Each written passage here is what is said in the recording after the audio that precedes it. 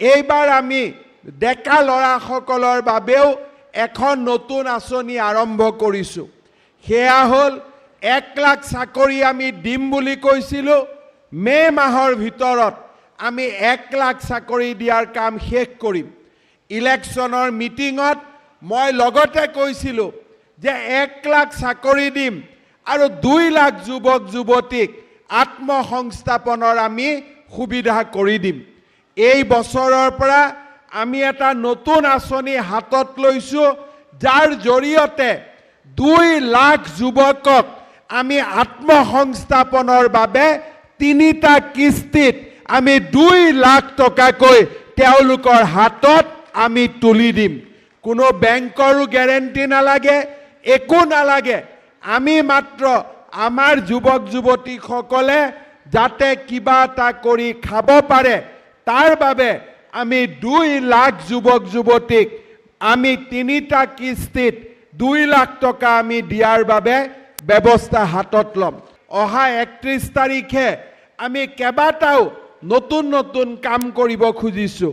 আমাৰ কলেজত MA MSc পঢ়া ছাত্ৰ ছাত্ৰীসকলক ঘৰৰ পৰা কলেজলৈ যাতে অহাত বাছৰ ভাড়া, টেম্পুৰ ভাড়া এইবিলাকত হোৱা খৰচ আমি যাতে মাক বাপেকৰ ওপৰত বোজা নপৰি আমি যাতে চৰকাৰে তাৰ বোজা গ্ৰহণ কৰিব পাৰে, তাৰ বাবে MA MSc পঢ়ি থকা সকলো ছাত্ৰ ছাত্ৰীক আমি বছৰত 10,000 টকা, মাহত 1,000 টকাকৈ দিম, যাতে ঘৰৰ পৰা অহা যোৱা খৰচো চৰকাৰে বহন কৰিব পাৰে। হোষ্টেলত থকা মেছ ডিউজৰ বাবেও চৰকাৰে এইবাৰ পুঁজি দিব। ডিগ্ৰীত পঢ়া ল'ৰা ছোৱালীৰ টেক্সট বুক কিনাৰ বাবেও আমি পুঁজি মুকলি কৰি দিম।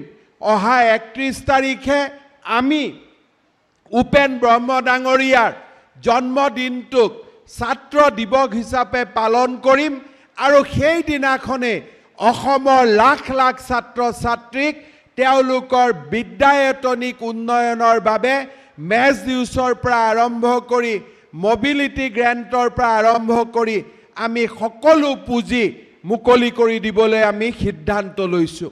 শ্ৰদ্ধাৰ ৰাইজ, আমাৰ ৰাজ্যখনৰ জনসাধাৰণে আজি উন্নয়নমূলক কাম কাজত চৰকাৰক প্ৰেৰণা জনোৱাৰ বাবে আমাৰ ৰাজ্যখন আগবাঢ়ি গৈছে। অলপ আগতে আমি প্ৰধানমন্ত্ৰী ডাঙৰীয়াৰ মন কী বাত অনুষ্ঠান হৰদত্ত বীৰ দত্ত ভৱনত শুনিছিলোঁ। প্ৰধানমন্ত্ৰী ডাঙৰীয়াই প্ৰশংসা কৰিছে যে আমাৰ অসমে কি ধৰণে 400তম লাচিতৰ জন্ম জয়ন্তী আমি পালন কৰিব পাৰিছিলোঁ। তেখেতে মন কী বাতত উল্লেখ কৰিছে যে 42 লাখ মানুহে লাচিতৰ ওপৰত ৰচনা লিখিছিলে।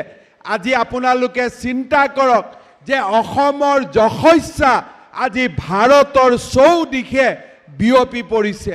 অহা 14 এপ্ৰিলৰ দিনাখন আমি গুৱাহাটীত 10,000তকৈও অধিক বিহু আৰু বিহুৱতীৰে আমি বিহু নৃত্য পৰিদৰ্শন কৰি বিশ্বৰ বুকুত আমি আৰু এক নতুন অভিলেখ নিৰ্মাণ কৰাৰ বাবে আমি আগবাঢ়ি গৈছোঁ। আজি এই ধৰণৰ কাম কাজে আমাৰ অসম মাতৃক এক নতুন গতি দিছে, এক নতুন মাত্ৰালৈ লৈ গৈছে। মই আশা কৰোঁ আপোনালোকে আমাক আশীৰ্বাদ কৰিব, সহযোগিতা কৰিব, আমাৰ কৰ্মপথত যাতে আমি আগুৱাই গৈ